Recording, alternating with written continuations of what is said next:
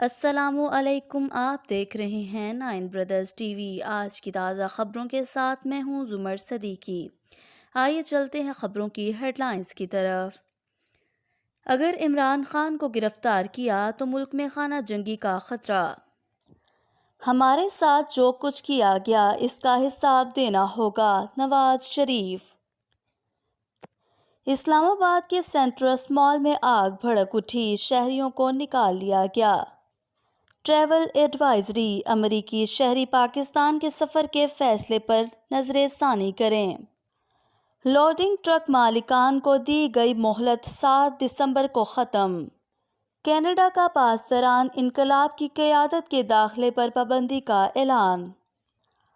کویتی parliament کا پہلا اجلاس 18 اکتوبر تک ملتوی۔ الرجی ٹیسٹ کے بغیر اینٹی بائیوٹک انجیکشن نے 2 سگی بہنوں کی جان لے لی۔ تو آئیے چلتے ہیں اب خبروں کی تفصیلات کی طرف۔ اگر عمران خان کو گرفتار کیا تو ملک میں خانہ جنگی کا خطرہ۔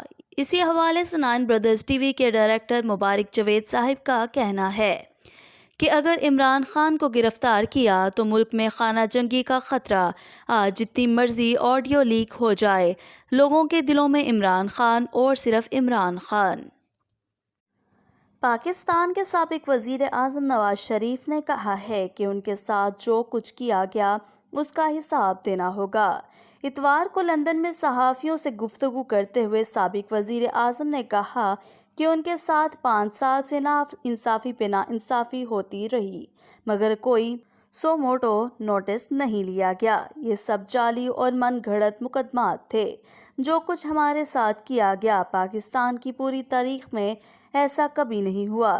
ان کا کہنا تھا کہ میری اہلیہ اور مریم کی والدہ بستر مرگ پر تھیں جب ہمیں ظلم کا نشانہ بنایا گیا۔ نواز شریف نے کہا کہ اہلیہ کی موت کی اطلاع جیل میں دی گئی۔ یہ زندگی کے ایسے واقعات ہیں جو کبھی بھولے نہیں جا سکتے۔ مریم جب سے آئی ہے میرے اور میں اپنے بھائیوں کے ساتھ اپنی ماں کی ہی باتیں کر رہی ہے۔ انہوں نے کہا کہ اب مریم یہاں آئی ہے تو سرخرو ہو کر آئی ہے۔ سزا جھوٹی تھی اور فیصلہ جھوٹا تھا۔ پاکستان کے سابق چیف جسٹس ثاقب نثار کی آڈیو سے ثابت ہو گیا تھا کہ ہمیں کیسے سزا سنائی گئی۔ جسٹس شوکت صدیقی کے بیان سے بھی سب کچھ واضح ہو چکا۔ سابق وزیر اعظم نے کہا کہ انہوں نے عدالت سے درخواست کی تھی کہ سزا سنانے کا فیصلہ 1 ہفتے تک ملتوی کیا جائے، مگر ان کی استدعا مسترد کر دی گئی۔ جب سزا کا فیصلہ سامنے آیا تو میں نے مریم سے کہا کہ ہم نے اب ملک واپس جانا ہے، اور بتایا کہ بعض قومی امور ایسے ہیں جن کا تاریخ میں حساب نہیں دے سکیں گے، اس لیے پاکستان جانے کا فیصلہ کیا۔ نواز شریف نے کہا کہ ہمارے جو 5 سال ضائع کیے گئے ان کا جواب کون دے گا۔ میں عمران خان کو بتانا چاہتا ہوں کہ ہمارے دور میں وہ کام ہوا جو اس سے پہلے کسی کی دور میں نہیں ہوا۔ سابق وزیر اعظم نواز شریف کا کہنا تھا کہ ہمیں تشتری میں $5 بلین پیش کر دیے گئے، پھر ہم نے کہا ایبسلیوٹلی ناٹ۔ مسلم لیگ نون کے قائد نواز شریف نے بتایا کہ انہیں ایٹمی دھماکے نہ کرنے پر $5 ارب کی پیشکش کی گئی تھی۔ یاد رہے کہ سابق وزیر اعظم نواز شریف نے بتایا تھا کہ 1998 میں ایٹمی دھماکے نہ کرنے کے لیے انہیں اس وقت کے امریکی صدر بل گیٹس کی جانب سے $5 ارب کی پیشکش کی گئی تھی۔ نواز شریف نے کہا کہ مریم میرے ساتھ بیٹھی ہیں، مجھے وہ سب مناظر یاد آ رہے ہیں۔ پاکستان جا کر ایئرپورٹ پر اترتے ہی جو انہوں نے ہمارے ساتھ کیا وہ آپ کے سامنے ہے۔ نواز شریف نے اپنی صاحبزادی مریم نواز کے بارے میں کہا کہ جیسے کہ ایک بہادر بیٹی اپنے باپ کا ساتھ دیتی ہے، مریم نے وہ ثبوت دیا ہے۔ میرے بھائی شہباز شریف اور پارٹی بھی ان کی متعارف ہے۔ سابق وزیر اعظم نے کہا کہ مجھ سے انتقام لینا تھا، لے لیتے۔ پاکستان سے انتقام لینے کا آپ کو کس نے کہا؟ مجھ سے انتقام لیتے لیتے آج آپ نے پاکستان کا بٹا بٹھا دیا۔ عمران خان پر تنقید کرتے ہوئے ان کا کہنا تھا کہ عمران خان کے دور میں ہر چیز مہنگی ہوئی، میرے دور تک عوام خوش تھے اور مطمئن تھی۔ اسلام آباد کی کثیر المنزلہ عمارت اور شاپنگ مال میں آگ لگنے کے واقعے کے بعد تمام شہریوں کو بحفاظت نکال لیا گیا ہے۔ اتوار کی شام اسلام آباد پولیس نے ایک بیان میں کہا ہے کہ انسپکٹر جنرل اسلام آباد پولیس سمیت سینئر افسران اور انتظامیہ کے عہدیدار واقعے پر موجود ہیں، جبکہ ریسکیو ٹیمیں اب مال کے اندر سرچ کا کام کر رہی ہیں۔ پولیس کے مطابق ٹریفک کے لیے مبادل پلان جاری کیا گیا۔ ڈپٹی کمشنر اسلام آباد کا کہنا ہے کہ نجی مال میں آگ پر 60 سے 70% قابو پا لیا گیا۔ آگ مال کے رہائشی اپارٹمنٹس کی بالکنی کے ذریعے اوپر جا رہی ہے۔ ہم نے ہیلی کاپٹر کے لیے درخواست کر دی ہے جو کچھ دیر میں پہنچ جائے گا۔ ڈپٹی کمشنر کے مطابق ہیلی کاپٹر سے آگ کو اوپر تک پھیلنے سے روکنے میں مدد ملے گی۔ پاکستان نیوی کی ٹیمیں بھی انتظامیہ کی مدد کر رہی ہیں۔ ہم نے 3 سے 4 ٹیمیں مال کے اندر بھجوا دی ہیں۔ یقینی بنا رہے ہیں کوئی بھی شخص مال کے اندر موجود نہ ہو۔ ان کا کہنا ہے کہ امید ہے کچھ دیر میں مال میں لگی آگ پر قابو پانے میں کامیاب ہو جائیں گے۔ قبل ازیں پولیس نے بتایا تھا کہ مال سے تمام شہریوں کو بحفاظت نکال لیا گیا تھا۔ مال میں پھنسے افراد کو عقبی راستے F8 کی جانب سے نکالا گیا۔ پولیس نے کہا تھا کہ کسی بھی دکان کو نقصان نہیں پہنچا، جبکہ مال کے باہر والے حصے میں کہیں کہیں آگ موجود ہے، جس کو بجھانے کے لیے ہیلی کاپٹر کو بھی طلب کیا جا رہا ہے۔ دوسری جانب وزیر اعظم شہباز شریف نے سینٹرس مال میں آگ لگنے کے واقعے کا نوٹس لے لیا ہے۔ وزیر اعظم نے وفاقی دارالحکومت کے متعلقہ اداروں اور حکام کو فوری کارروائی کی ہدایت کی ہے۔ وزیر اعظم کا کہنا تھا کہ بہت افسوس ہے کہ اس معروف کاروباری مرکز میں یہ واقعہ ہوا ہے۔ دعا ہے کہ کوئی جانی نقصان نہ ہوا ہو۔ متاثرین کی مالی نقصانات پر افسوس اور ہمدردی ہے۔ امریکی محکمہ خارجہ نے اپنے شہریوں کو ہدایت جاری کی ہیں کہ اگر وہ پاکستان کا سفر کرنے کی منصوبہ بندی کر رہے ہیں تو اپنے فیصلے پر نظر ثانی کر لیں۔ اتوار کو جاری کی گئی ایک ٹریول ایڈوائزری میں امریکی محکمہ خارجہ نے اپنے شہریوں کو بتایا ہے کہ یہ ہدایت انہیں دہشت گردی اور فرقہ وارانہ تشدد کے خدشات کے پیش نظر جاری کی جا رہی ہیں۔ ایڈوائزری میں امریکی شہریوں کو خصوصاً بلوچستان، خیبر پختونخوا اور اس سے ملحقہ قبائلی اضلاع کی طرف سفر کرنے سے گریز کرنے کا کہا گیا ہے۔ امریکی محکمہ خارجہ کا مزید کہنا ہے کہ امریکی حکومت کے پاس پاکستان میں کسی بھی ہنگامی صورتحال میں امریکی شہریوں کی مدد کرنے کی صلاحیتیں محدود ہیں۔ ٹریول ایڈوائزری کے مطابق پشاور میں امریکی قونصلیٹ جنرل امریکی شہریوں کو کسی بھی قسم کی قونصلر سروس نہیں دے رہا۔ سعودی عرب میں ٹرانسپورٹ جنرل اتھارٹی کی جانب سے لوڈنگ ٹرکس کے مالکان کو دی جانے والی مہلت 7 دسمبر کو ختم ہوگی۔ مہلت ایسے ٹرک مالکان کے لیے ہے جنہوں نے اپنی گاڑیوں کی رجسٹریشن کمرشل کے طور پر نہیں کروائی ہے۔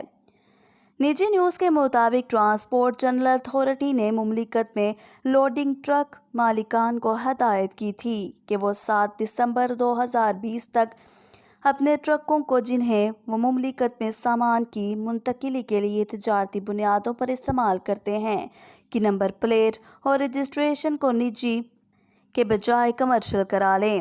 اتھارٹی کی جانب سے کہا گیا تھا کہ قانون کے مطابق وہ لاجسٹک کمپنیاں یا نقل و حمل کے لیے استعمال ہونے والی ہیوی ڈیوٹی گاڑیوں کے جن مالکان نے ہیوی لوڈنگ گاڑیوں کی رجسٹریشن کمرشل کی بجائے نجی کرائی ہے، وہ بغیر کسی اضافی رقم یا جرمانے کے اپنی گاڑیوں کی رجسٹریشن کمرشل کے طور پر کرا لیں۔ مہلت کے ختم ہونے کے بعد ٹرانسپورٹ جنرل اتھارٹی کی جانب سے مملکت کے تمام شہریوں میں تفتیشی کارروائیاں شروع کی جائیں گی۔ ایسے افراد جو قانون شکنی کے مرتکب پائے جائیں گے، ان کے خلاف تادیبی کارروائی ہوگی۔ کینیڈا نے اعلان کیا ہے کہ وہ ایران کی پاسداران انقلاب کے اعلیٰ عہدیداروں کے داخلے پر پابندی لگا رہا ہے۔ برطانوی خبر رساں ادارے رائٹرز کے مطابق کینیڈین حکام کا کہنا ہے کہ خواتین کے ساتھ ناروا سلوک اور 2020 میں ایک مسافر جہاز کو گرانے پر مزید پابندیاں بھی عائد کی جائیں گی۔ ایران میں پولیس حراست میں خاتون کی ہلاکت کے واقعے کے بعد سے ایران کے اندر بڑے پیمانے پر احتجاج ہو رہا ہے، جبکہ عالمی سطح پر بھی اس کو مذمت کا سامنا ہے۔ کینیڈین حکام ابھی تک ایران پر اس حملے کے لیے دباؤ جاری رکھے ہوئے ہے، جس میں اس نے یوکرائن کے ہوائی اڈے کے اوپر جہاز کو مار گرایا تھا اور ہلاک ہونے والے 176 میں سے 138 کا تعلق کینیڈا سے تھا۔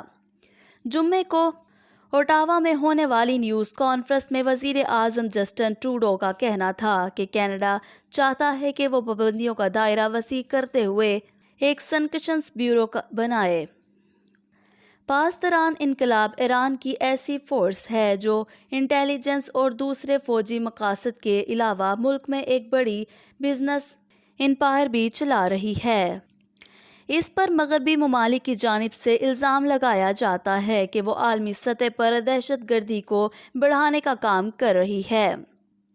دوسری جانب ایران ان الزامات کی تردید کرتا ہے۔ اس واقعے میں کینیڈا کی ڈپٹی وزیر اعظم کرسٹینا فری لینڈ نے واضح طور پر کہا کہ اگر حکومت نے پاسداران انقلاب کو ابھی تک باضابطہ طور پر دہشت گرد تنظیم کے طور پر درج نہیں کیا ہے، مگر وہ ایک دہشت گرد تنظیم ہے۔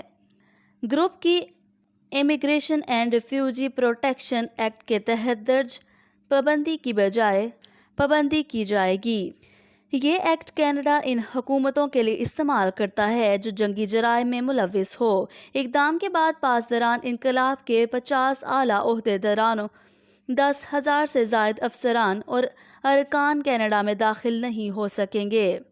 کنزرویٹو پارٹی کے رہنما پائر پیلیوز نے منگل کو جسٹن ٹروڈو کو تنقید کا نشانہ بناتے ہوئے کہا تھا کہ 1000 دن ہو گئے جب پاسداران انقلاب نے ایک ایسے مسافر جہاز کو گرایا تھا جس میں 50 کینیڈین سوار تھے، اور جسٹس ٹروڈو اب بھی اس کو دہشت گرد قرار نہیں دیں گے۔ کویت نے انتخابات کے بعد ہونے والا پارلیمنٹ کا پہلا اجلاس 18 اکتوبر تک ملتوی کر دیا ہے۔ سرکاری خبر رساں ایجنسی کونا کے مطابق کویتی سینٹر فار گورنمنٹ کمیونیکیشن کے سربراہ اور حکومتی ترجمان طارق الملزم نے سنیچر کو ایک بیان میں کہا کہ قانون ساز اسمبلی کی 17ویں قانون سازی مدت کا پہلا باقاعدہ اجلاس 18 اکتوبر تک ملتوی کر دیا گیا ہے۔ بیان میں کہا گیا کہ یہ اقدام آئین کے آرٹیکل 106 کے تحت کیا گیا ہے۔ امیر کویت شیخ النواب الحمد الصباح نے شیخ احمد نواب الحمد الصباح کو وزیر اعظم مقرر کر کے نئی کابینہ کی تشکیل کا فرمان جاری کیا تھا۔ پارلیمنٹ کے 40 سے زیادہ ارکان کے اعتراض کے باعث حکومت آئینی حلف نہیں اٹھا سکے گی۔ مقامی میڈیا کا کہنا ہے کہ سابقہ کابینہ کے وزراء مستعفی ہو چکے ہیں۔ مصر کے ساحلی علاقے اسکندریہ میں الرجی ٹیسٹ کے بغیر اینٹی بائیوٹک انجیکشن لینے پر 2 سگی بہنیں جان کی بازی ہار گئیں۔ العربیہ نیٹ کے مطابق 2 سگی بہنیں ایمان اور سجدہ کو سردی لگنے پر معمول کا نزلہ زکام ہوا۔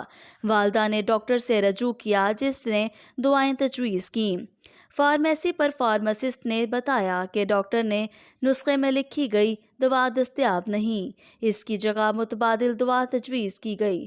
والدہ نے قریبی فارمیسیوں پر ڈاکٹری نسخے میں لکھی گئی دوا تلاش کی مگر وہ نہیں ملی۔ بعد ازاں فارمیسی پر کام کرنے والی ایک خاتون نے دونوں بیٹیوں کو الرجی ٹیسٹ کیے بغیر اینٹی بائیوٹک انجیکشن دیا جس سے ان کی طبیعت بگڑی اور الٹیاں آنے لگیں۔ انہیں ہسپتال میں داخل کر دیا گیا جہاں دونوں بہنیں چل بسیں۔ پولیس میں رپورٹ درج کرائے جانے پر پبلک پروسیکیوشن نے فارماسسٹ اور فارمیسی پر کام کرنے والی خاتون کا جسمانی ریمانڈ حاصل کر لیا۔ دونوں سے پوچھ گچھ کی جا رہی ہے۔ فارمیسی کو سیل کر دیا گیا ہے۔ عدلیہ کے مصری مرکز کے ڈائریکٹر محمود فواد نے بتایا کہ یہ اپنی نوعیت کا پہلا واقعہ نہیں۔ جنوری 2022 میں اب تک لاپرواہی کے باعث 28 اموات ہو چکی ہیں۔ مصری جزیرے سے گفتگو کرتے ہوئے محمود فواد استفسار کیا کہ انجیکشن دینا کسی کا اختیار نہیں۔ انجیکشن دینا ڈاکٹر کا اختیار ہونا چاہیے، لیکن ڈاکٹر اپنے مریضوں کو یوں ہی چھوڑ دیتے ہیں اور مریض بھی اپنی آسانی کے لیے فارمیسی کا رخ کرتے ہیں۔ انہوں نے بتایا کہ 2016 کے دوران پارلیمنٹ کی ہیلتھ کمیٹی سے درخواست کی گئی تھی کہ وہ اس سلسلے میں کوئی قانونی طریقہ کار واضح کیا جائے۔ آج کے لیے بس اتنا ہی، کل ملیں گے نئی خبروں کے ساتھ، تب تک کے لیے اللہ حافظ۔